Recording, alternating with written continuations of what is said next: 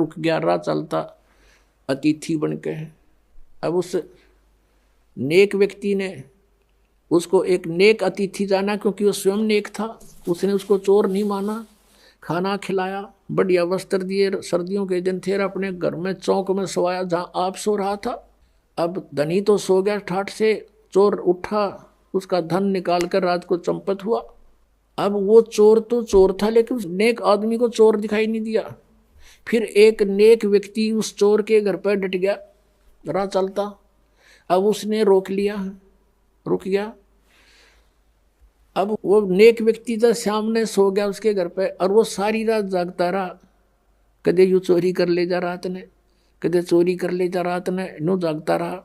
क्योंकि वो दोष उसमें खुद विद्यमान था, उस नेक व्यक्ति में नहीं था, अतिथि में। और भी बहुत से प्रमाण परमात्मा ने दिए कि एक साधु किसी लड़की को पीटा जा रहा था, नगर के लोग उसको मार रहे थे, संत वहां पर पहुंच गए। वो बड़े सिद्ध पुरुष थे, सबको पता था कि इसकी वचन में शक्ति है। उसने कहा कि भाई बच्चों क्या हो गया, क्यों मार रहे हो उस बेटी को। सभी गांव वालों ने कहा कि ये उल्टा है, ये यहाँ दुष्कर्म करती है। तो संत ने कहा कि एक काम करो, रुक जाओ, ऐसे नहीं, इसको सजा हम बताएंगे, ऐसे देना। सब पत्थर उठाओ एक एक, और एक एक पत्थर इसको मारेंगे, इसको तरफा तरफा के मारेंगे। सब उठा लो, सब ने एक एक पत्थर उठा लिया।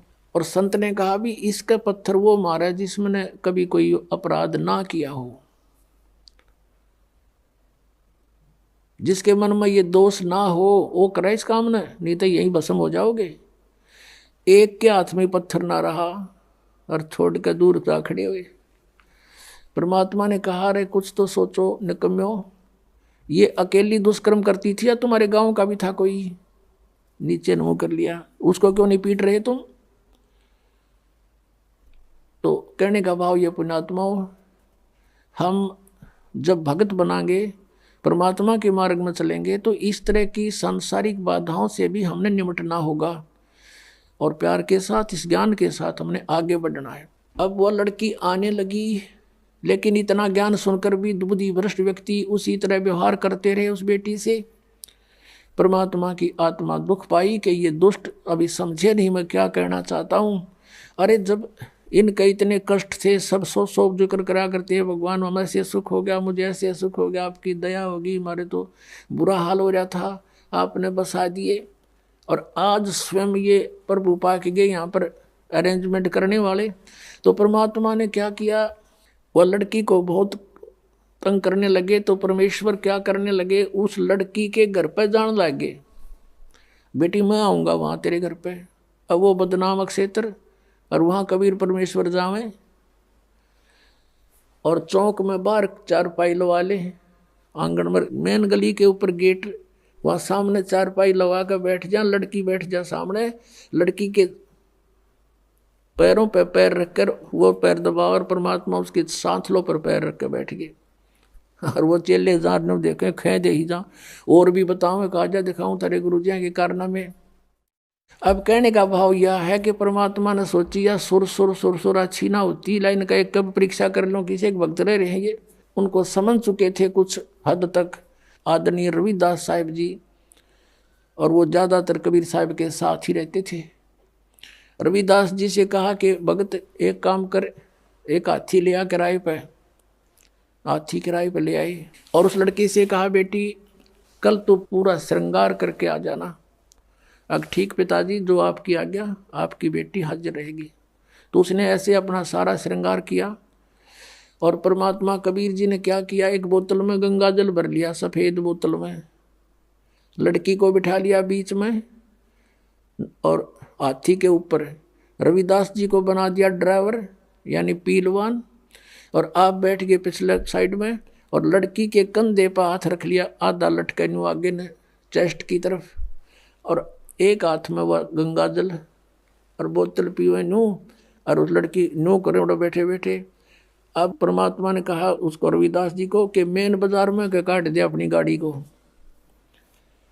अब मेन बाजार में के काट दिया परमात्मा ने वो हाथी, और जो देखा वो अरे कौन है यो भाई, सरेआम वैश्यावृत्ति शुरू करती, क्यों कबीर है जो लाया धारण, कबीर भगवान बतावे थे उनके चेला लाऊं बुला बुला के कि आजा तेरे गुरु जी के कारनामे दिखाते हैं। वो तो उनसा देखा नू कहे ना, मैं तो वहीं जाया करता कदे कदे, मैं ना जाता था वहां पर, मुझे तो फलाना लेके गया था एक दिन। इस तरह कहने का भाव ये है कि 64 लाख का ग्रुप हो गया था और इस लीला न देख के एक नहीं पाया टोया भी, सब विमुख हो गए परमात्मा से। अब क्या बताते हैं आदरणीय गरीबदास साहब जी, कहते हैं परमेश्वर ने यह लीला किस लिए की थी कि बड़ुआ बड़ुआ सब कहें कोई न जाने खोजी, दास गरीब कबीर कर्म यो डारे सिर का बोझी। सब उसको बड़ुआ बड़ुआ कहने लगे परमात्मा को, कोई गहराई से समझ नहीं सका ये लीला क्यों की थी कि दास गरीब, गरीबदास साहब जी कह रहे हैं कि कबीर कर्म और डाल सिर का बोझ, के ये 64 लाख का वजन धर लिया सिर के ऊपर, एक भी चेला नहीं ये मोक्ष होने दोगा। कहते इनको अपने सिर से पटक रहा है इनको नीचे। अब परमात्मा उनसे कहा करते थे कि जब तुम्हारा विनाश होया पड़ा था, किसी को कोई दुख था, किसी को कोई दुख था, जब तो मैं भगवान था और आज मैं शैतान हो गया, इतनी बुद्धि काम करती है तुम्हारी। अब पुण्यात्मा, वहां विमुख होने के दो कारण होते हैं, गुरु से विमुख होने के दो कारण होते हैं। एक तो गुरुद्रोही बन जा, और एक वैसे अपना कोई किसी कारण से गुरु के प्रति दोष ना रखकर उन्हें छोड़ जा मार्ग ने, तो उसमें अंतर होता है। गुरुद्रोही जो होते हैं, गुरु में दोष निकाल कर, उस 64 लाख के 64 लाखों ने गुरु जी में दोष नहीं माना था, लेकिन लोक लाज से जाना बंद कर दिया। कुछ एक थे जो उसमें मुखिया से, जो कुछ टाइप के लोग होते हैं जो स्वयं निकम्मे गणे होते हैं, तो वो परमात्मा के विमुख दोष रखा करते थे, तो उनको गुरुद्रोही कहा जाता है। और जो वैसे किसी कारण से विमुख हो जाते हैं तो उनको परमात्मा क्षमा कर देते हैं। इनको मालूम है कि इन प्राणियों के ऊपर कई प्रकार के प्रेशर है, लेकिन अब पिछली पीढ़ी तक लाने के लिए उनको चार्ज कर दिया था, उनकी भक्ति करवा दी, उनसे दान धर्म करवा दिए थे, तो उस कारण से फिर मनुष्य जन्म मिलते हुए आप जी को अब तक आ रहे हो। और मनुष्य जीवन से जो आता है प्राणी, और अब भी उसको मनुष्य जीवन प्राप्त है, उसके कर्म भी बहुत अच्छे होते हैं, उसका स्वभाव भी अच्छा होता है, और परमात्मा के बिना वो रह नहीं सकता। तो वो स्थिति आप जी की है। आप कहीं ना कहीं भटक रहे थे भगवान की खोज में, चाहे कर रहे थे कुछ भी, वही यहाँ आ रहे हैं। या बिल्कुल कोई नहीं कर रहा था, वो कोई एक आधा वैसे संस्कार वश ना उसका, तो वो वैसे एक आधा पुण्यकर्मी प्राणी होता है। वो एक आध कहता है जी मैं तो उसे पूजा किसी की नहीं करा करता, और नास्तिक भी नहीं था, तो वो अलग बात है, और वो भी सुखी था।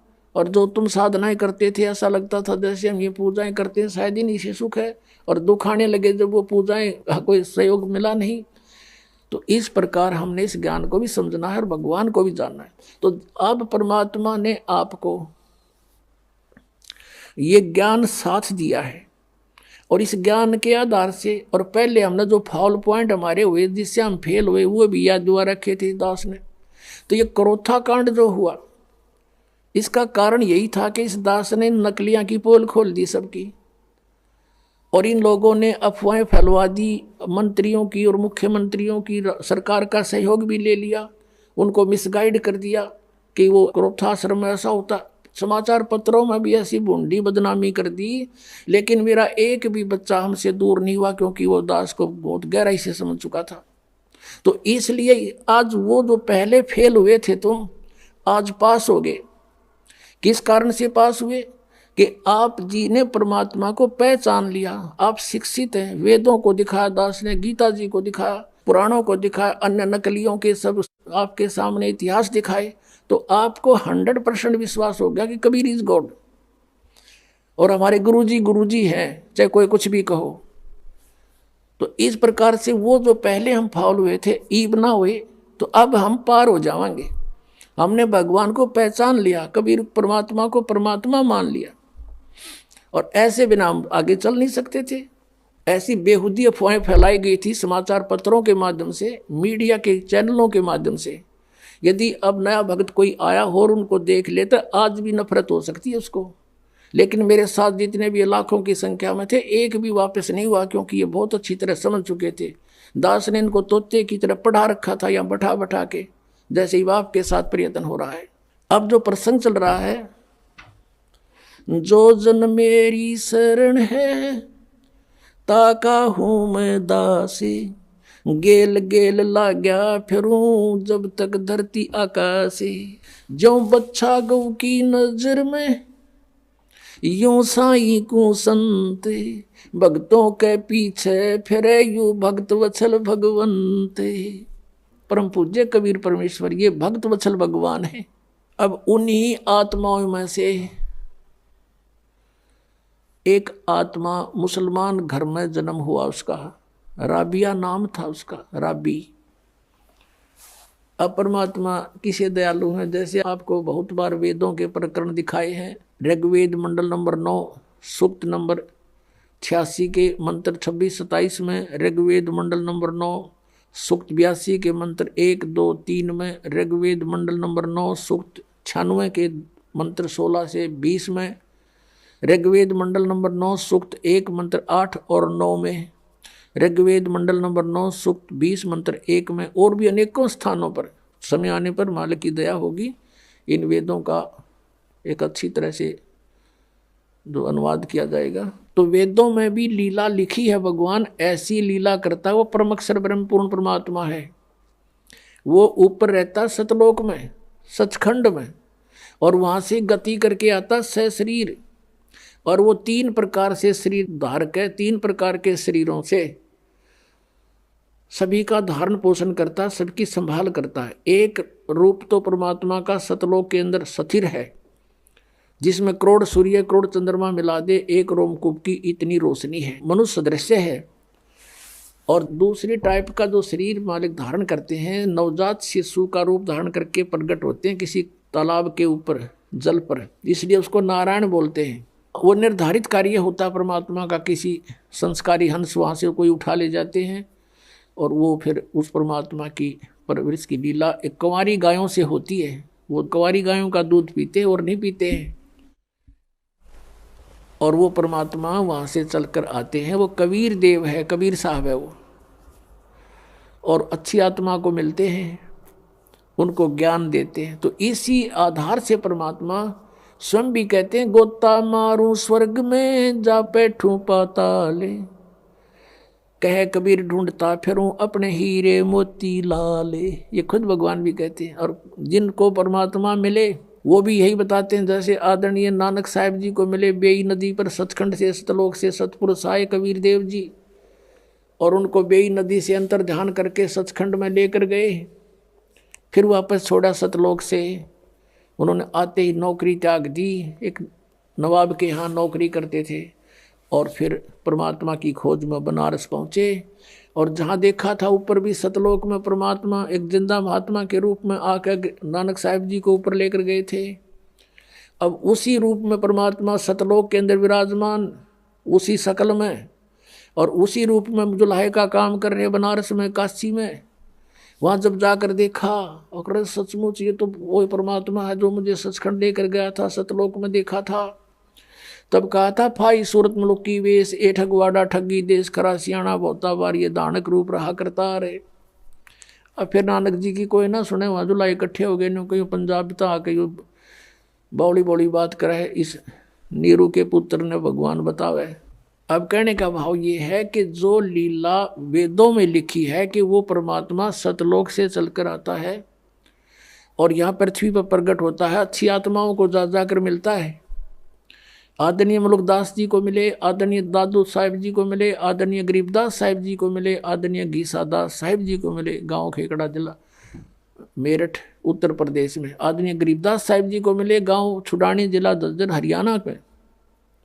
और गरीबदास जी ने कहा था कि सर्व कला सतगुरु साहिब की अरियाए हरियाणे नू, तुम कहते हो भगवान हमने पाया है को नहीं, निराकार है, मैं कह रहा हूँ हरियाए हरियाणे नू।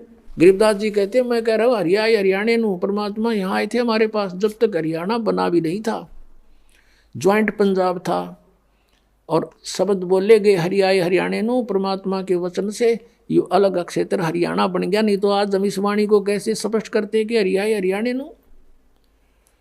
तो ये हरियाणा क्षेत्र बना दिया मालिक ने, बनवाना ही था ये। कहते हैं 7 वचन पलटे नीचे पलट जा ब्रह्मांड। अब जो प्रसंग चल रहा है वहीं आते, इसी आधार से परमात्मा उस लड़की को मिले राबिया को जा करके। 12-13 वर्ष की लड़की थी, खेतों से चारा लेकर आ रही थी।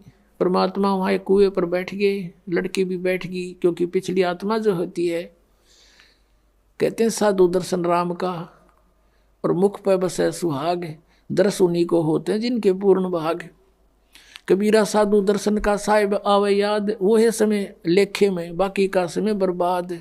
अब आत्मा साधु संत को देखकर बड़ी खुश होती है कि भगवान इन संतों के रूप में ही आता है। वो लड़की बैठ गई, परमात्मा के तरफ देखकर एकदम आसक्त ऐसी होगी, खिंचाव सा बना कि तो महात्मा है कोई। तो उससे प्रश्न किया कि आप कौन हो, कहाँ से आए हो? तो परमात्मा ने कहा बेटी मैं अल्लाह अकबर हूँ। अब लड़की ने सोचा अल्लाह अकबर है आप सचमुच? हाँ मैं बेटी मैं खुद खुदा हूँ।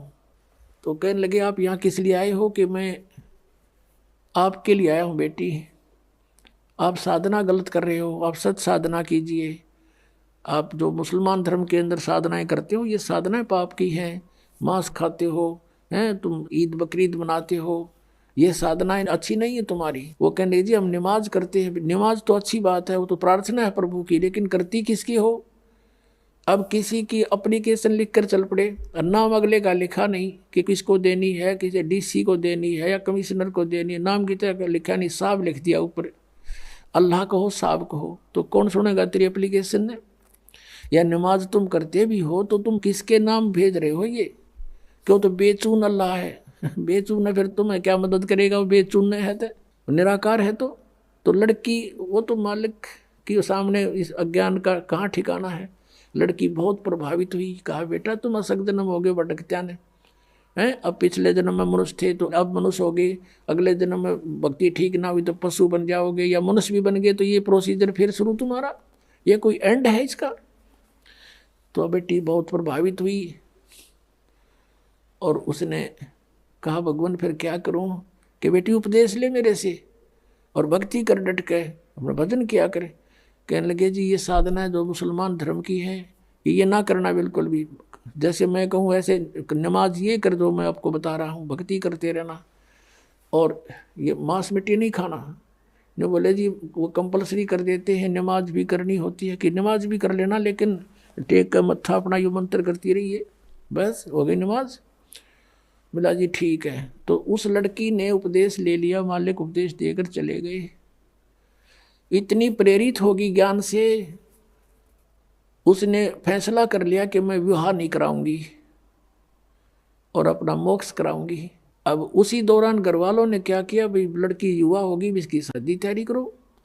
लड़की ने घर वालों से कह दिया कि मैं विवाह नहीं करूंगी। और मुसलमान धर्म में एक विशेषता है कि लड़की को बैठा देंगे पहले और लड़की से पूछते हैं कि बेटी तुझे ये विवाह मंजूर है? अगर वो स्वीकृति दे देती है तो विवाह होगा, नहीं तो नहीं होगा। अब वो लड़की ने मना कर दिया, घर वाले भी असमंजस में पड़ गए, भाई इन्हें कहा हो ही नहीं सकता किसी सूरत में भी। माता पिता चिंतित हुए, बहुत समझाया बेटी हमारी इज्जत का सवाल है, न्यू है, ऐसे है, 100 कुछ कहा। वो बोली मैं नहीं शादी करानी। अब घना चिंतित हो गया, माता पिता का अन्न छूट गया लोक लाज के कारण। तो लड़की को अपने आप को प्रेरणा हुई, सोचा उसने कि चलो देखी जाएगी, माँ बाप कहते हैं विवाह कर लेती हूँ, लेकिन आगे जाके अपने पति से मैं साफ कह दूंगी मैं संतानोत्पत्ति नहीं करूँगी।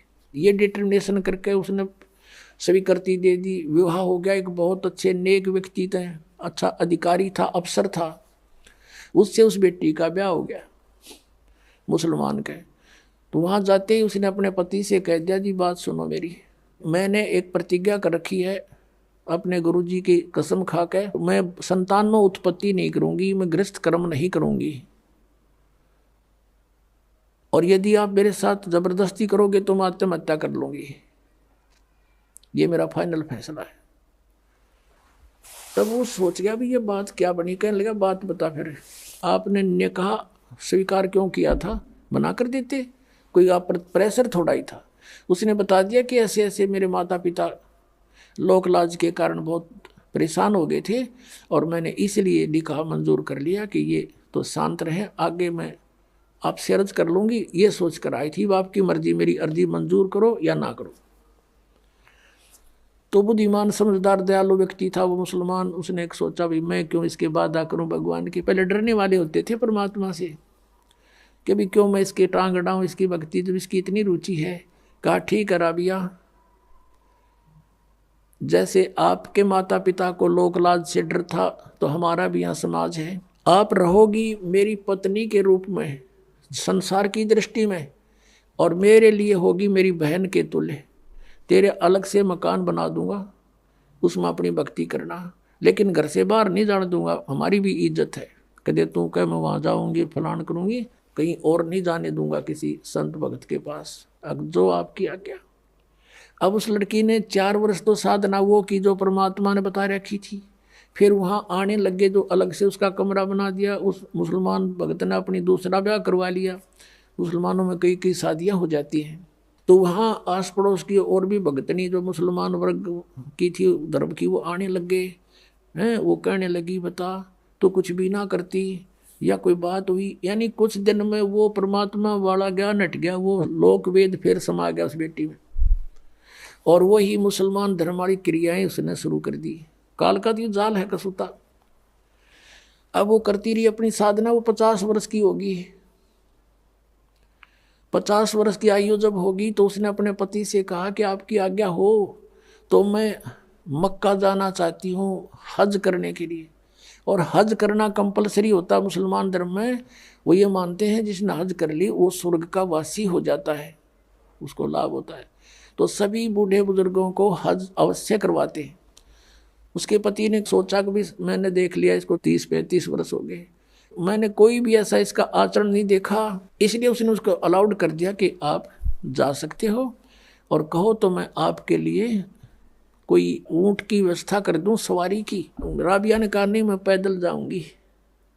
जैसा हमारी सोच है कि पैदल जाने तक घना लाभ होगा। अब वो चल पड़ी, क्योंकि काफी व्यक्ति जाते थे, पैदल जाते थे, लारा लग जाता था, लाइन लग जाती थी, तो वो लड़की भी चल पड़ी। अब वो जा रही थी, चलते चलते रास्ते में रेगिस्तान में एक कुआं था। कुएं के पास एक कुतिया प्यासी थी, बहुत प्यासी थी। उसके छोटे छोटे नवजात बच्चे थे, दूर एक साइड में रखे हुए थे, बैठे थे, आंखें भी नहीं खुली थी उनकी, और वो बहुत प्यासी थी। और कभी तो राबिया के चरणों की तरफ आ रही है, फिर भागकर कुएं में झांक रही है। अब राबिया उसकी भाषा समझ गई कि इसको प्यास लगी है। कुएं पर देखा तो वहाँ कोई बाल्टी नहीं, कोई रस्सा नहीं, आसपास कोई गांव नहीं, कोई और व्यक्ति आसपास नजर नहीं आ रहा जहां से कोई साधन मांग लाऊं। अब उस लड़की ने आव देखा ना ताव देखा, अपने बाल पाड़े, लंबे लंबे बाल थे, वो बाल पाड़े न एक एक बाल फटाफट सारे बाल पाड़ के और एक रस्सी बनाई। ये है मुसलमान, ये मांस खावर उदमस्ता रहे, ये मुसलमान नहीं है। वह लड़की थी मुसलमान। कहते दया बिना दरवेश कसाई, जिसके दया नहीं वो भगत किसा। लंबी लंबी इतनी लंबी रस्सी बांटी अपने बाड़ाते हैं, बहुत नीचे दल होते थे, और अपने वस्त्र निकाल कर, पहले मोटे मोटे खद्दर के कपड़े होते थे, वो कपड़े निकाल कर उसका बांध के और पानी में भिगोए।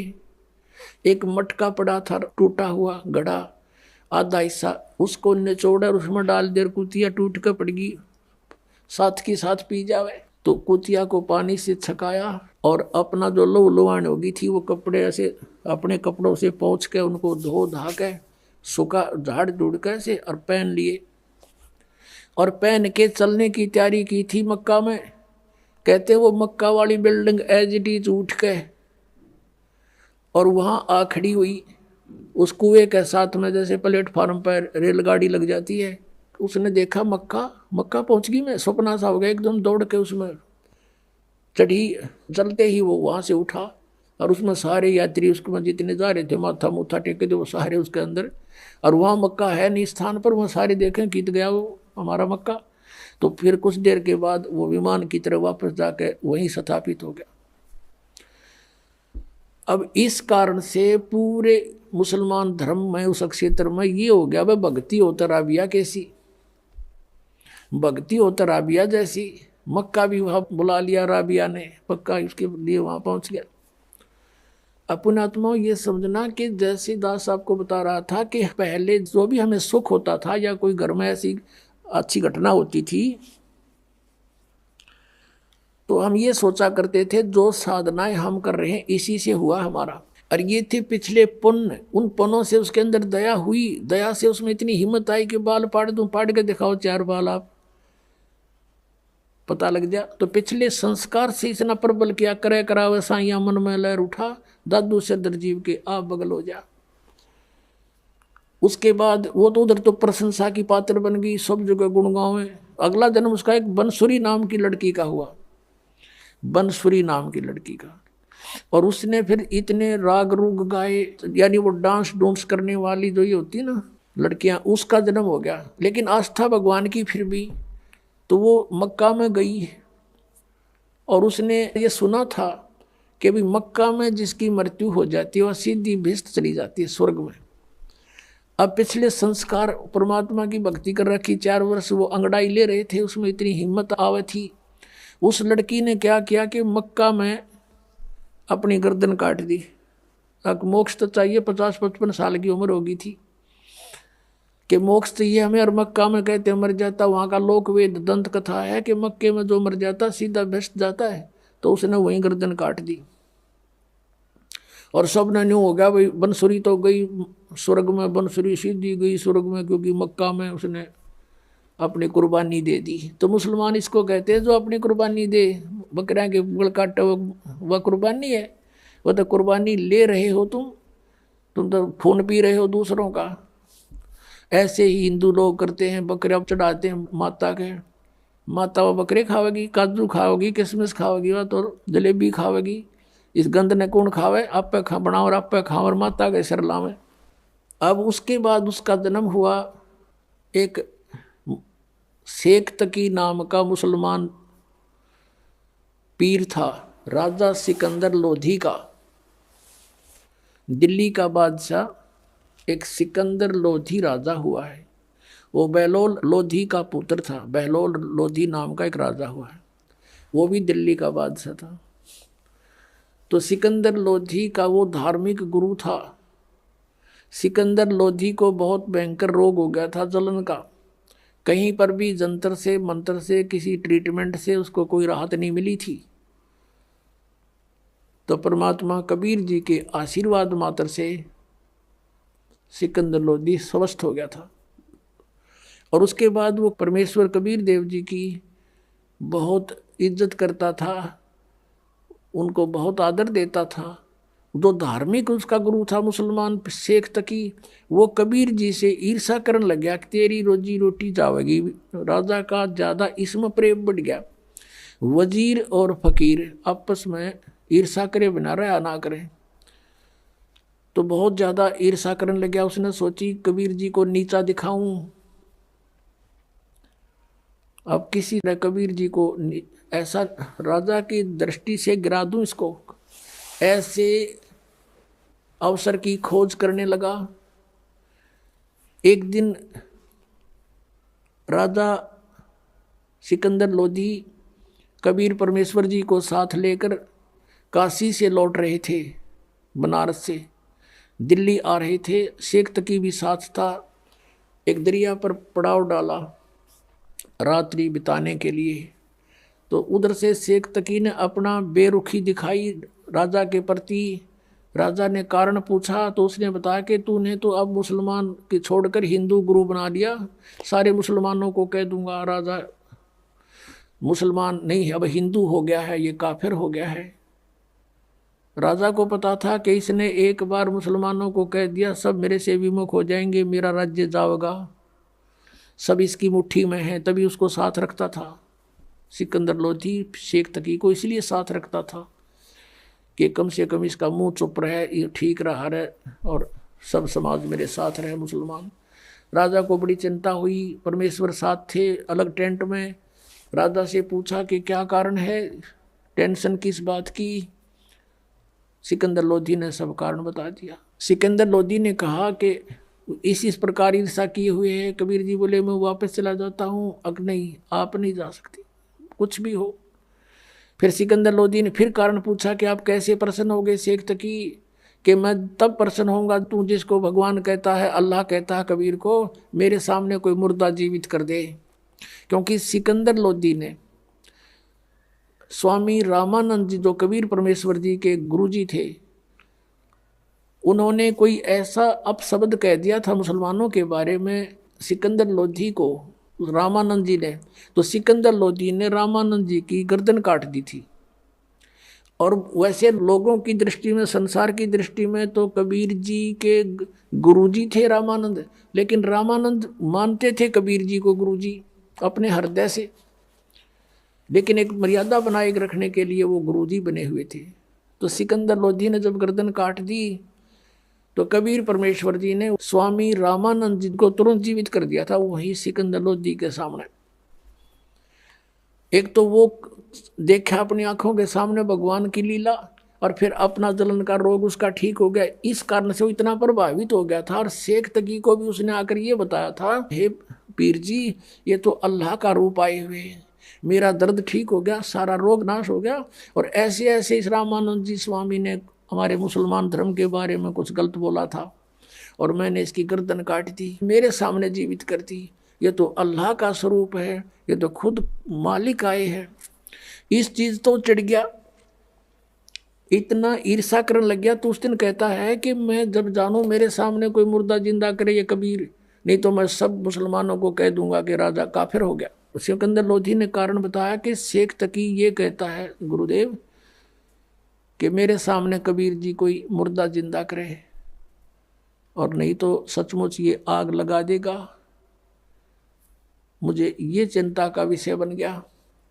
तब कबीर जी ने कहा कि कह दो इसको कोई मुर्दा ले आओगा, ला देखते हैं बन की बात है। अब शेख तकी से कहा सिकंदर ने, अब वो कह रहे हैं कि लाओ कोई मुर्दा उठा के। कहने लगा मैं कहाँ से लाऊं, ऐसे कोई मुर्दा होगा तो देखेंगे। इतने में मालिक ने कहते हैं अरे कि परमात्मा से अपने भगत का दुख इतना भी नहीं देखा जाता, एक सेकंड भी।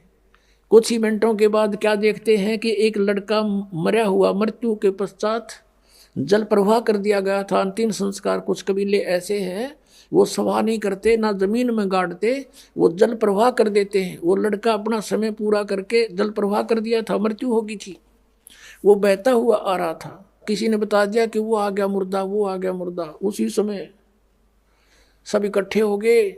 तो परमात्मा ने कहा कबीर जी ने कि शेख तकी अब तू ट्राई कर ले, कदे बाद में नंबर बनावे। कहता मैं भी कबीर क्या ज़्यादा जानता है। तो शेख तकी लगा फूँ फाँ ठूँ ठाँ करने। उसने सोचा मैं कर दूँ तो मेरा नंबर बन गया। वो दूर चला गया मुर्दा, जल में बहता हुआ दरिया में काफ़ी दूर चला गया, कम से कम 500-600 फुट आगे को, 3-4 एकड़।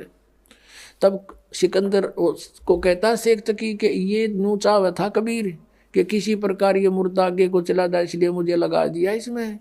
ये कोई मुर्दा जीवित हो सकता है कभी? वो तो कयामत आवेगी जब होंगे। कबीर जी खड़े हुए और मुर्दा जैसे आगे बह कर चला गया था, वो शव बहुत दूर चला गया था, वहां से ऐसे हाथ किया, वो मुर्दा, वो शव वापस चल पड़ा अप स्ट्रीम में। जैसे जिधर से पानी बहकर जा रहा था वापस आ गया वो परमात्मा के पास। और परमात्मा ने कहा ये आत्मा कबीर हुक्म से इस मुर्दे में प्रवेश कर, जहाँ भी है वापस आ जा और बाहर आ जा तू 1 सेकंड में। उसी समय लड़का जीवित हुआ और कबीर जी के चरणों में आकर प्रणाम किया। बोलो सतगुरुदेव की जय। अब शेख तकी कहते दूने जो कहते हैं ना तेल पर छींटे लगे, उसके और ज्यादा ईर्षा बढ़ गई कि जिसने जुल्म कर दिया ये तो और ज्यादा हृदय में समा गया। अब उस लड़के के बारे में कहा उपस्थित लोगों ने कि कमाल कर दिया, कमाल कर दिया, लड़के का नाम कमाल रख दिया। अब वहाँ से दिल्ली आ गए। अब शेख तकी ने सभी मुसलमानों को इकट्ठा किया कि भी राजा तो धर्म प्रवर्तित करने वाला है, ऐसे ऐसे काफिर को हिंदू को साथ रखता है, और कुछ करो भैया। ये मुसलमान कहने लगे बोलो पीर जी तुम जो कहोगे हम वही करेंगे, कि चलो राजा के पास। राजा के पास पहुँचे, हजारों की संख्या में लेकर सटराई कर दी उसने, तो प्रदर्शन कर दिया। राजा ने कारण पूछा, शेख तकी ने कहा कि जिसको तू लेकर आया है कबीर को, वो लड़का तो सदमे में था और वो ऐसे जीवित होना ही था, वो तो ताजा मरा हुआ था। मैं जब जानूं मेरी लड़की, अब वो लड़की जो थी राबिया, वो तीसरा जन्म शेख तकी के घर पर जन्म था और वो 12 वर्ष की होकर मृत्यु को प्राप्त हो गई थी। उसका खत्म हो गया था वो जीवन मनुष्य का, आगे मनुष्य जीवन शेष नहीं था। तो शेख तकी ने अपनी मुसलमान रीति से लड़की का अंत्येष्टि कर रखी थी, कब्र में दबा रखी थी। तो सिकंदर लोधी से कहा शेख तकी ने कि मैं जब जानूं मेरी बेटी ने जीवित कर दे, यू कबीर इज गॉड, मैं मान लूंगा इसको, और नहीं तो हम बगावत करेंगे। अब फिर टेंशन बना दी। परमात्मा अंतर्यामी थे, वो तो सारी फड़क निकालने के लिए तो गए हुए थे। कबीर जी ने पूछा परमेश्वर ने सिकंदर जी से कि क्या हो गया राजन, कुछ मायूस नजर आ रहे हो। राजा ने सारी अपनी समस्या बताई। अब कहते हैं अपने भगत का दुख भगवान देख नहीं सकता। कहने लगा भी ठीक है, इसको कह दो शेख तकी को, आज से तीसरे दिन वह लड़की जीवित करूंगा और आसपास डंडोरा पिटवा दो, प्रचार करवा दे राजा तू, ताकि कदे 10-20 आंख मैं ना मानना ही सारा संसार देख ले।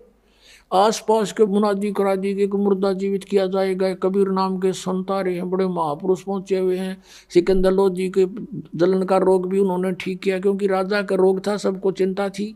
और वो स्वस्थ हुआ तो सबके खुशी, सब चर्चा का विषय हुए थे कि वही संत आए या वही आए जिन्होंने सिकंदर लोधी का रोग नाश किया। कहा वही आए। हजारों की संख्या में व्यक्ति वहां इकट्ठे हो गए। उस निश्चित समय पर कब्र को फुड़वा दिया गया। राजा भी उपस्थित है, सब मुसलमान भी हिंदू भी, पता नहीं कितने को वहां इकट्ठे हो गए। और लड़की का शव कब्र के अंदर है। तब परमेश्वर ने कहा कि शेख तकी अब तू कर ले कोशिश, कर दे फिर नंबर बनावे। तो और उपस्थित जन कहने लगे जी जय शेख तकी के पास कोई जंतर मंत्र होता, अपनी बेटी ने कौन मरण दे, ये तो पहले ही कर लेता, आप ही करो कुछ। अब परमात्मा ने कहा कबीर जी ने कि हे शेख तकी की बेटी जीवित हो जा। वह जीवित ना हुई। दूसरी बार फिर कहा कि हे शेख तकी की बेटी जीवित हो जा, नहीं जीवित हुई। तो शेख तकी ने भंगड़ा पा दिया, नाचे कूदे, देखो पकड़ा गया ढोंगी का ढोंग, देखो देखो कुछ नहीं हो सकता इससे। तीसरी बार परमात्मा ने फिर कहा, वह नहीं जीवित हुई। तब परमेश्वर ने कहा कि शेख तकी थोड़ी शांति रख, अखोरी शांति, पकड़ा गया तेरा ढोंग, देखो पाखड़ देखो पाखड़। तब परमात्मा ने कहा ये जीवात्मा जहाँ भी है तू कबीर हुक्म से वापस सारी प्रवेश कर बेटी के शरीर में बाहर आ जा। 2 सेकंड में सारा शरीर कंपने लगा। लड़की उठ के परमात्मा के चरणों में दंडवत प्रणाम किया। बोलो सतगुरुदेव।